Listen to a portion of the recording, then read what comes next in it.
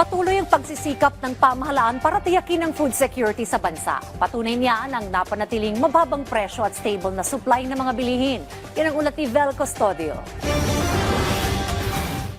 300 pesos lang ang dala ni Delia para mamalengke ngayong araw. Kaya sinamahan namin siyang mamili para malaman kung hanggang saan magkakasya ang 300 pisong budget. O sa tingin niyo po ba kasya kaya ang 300 pesos sa pamimili po natin ng pamputahe? Pwede na po yung kasya na. Ilan po ba kayo sa pamilya nakakain sa halagang 300 pesos? 4 po.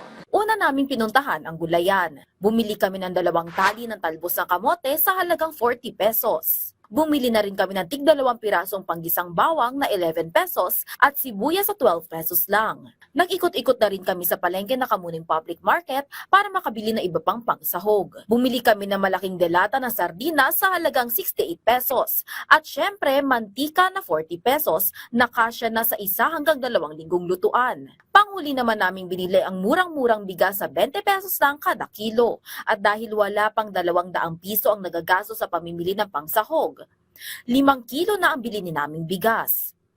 Wala pang 300 piso, kumpleto na ang ulam at sobra pa ang kanin.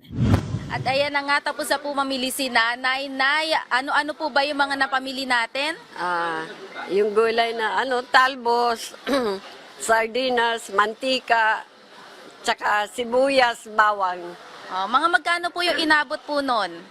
Umabot ng 270, 75. Kasyang-kasya po ba dun sa 300 pesos? Kasyang-kasya na po.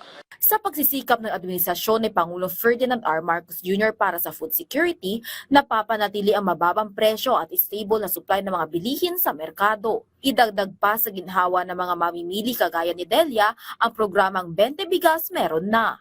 Vel Custodio para sa Pambansang TV sa Bagong Pilipinas.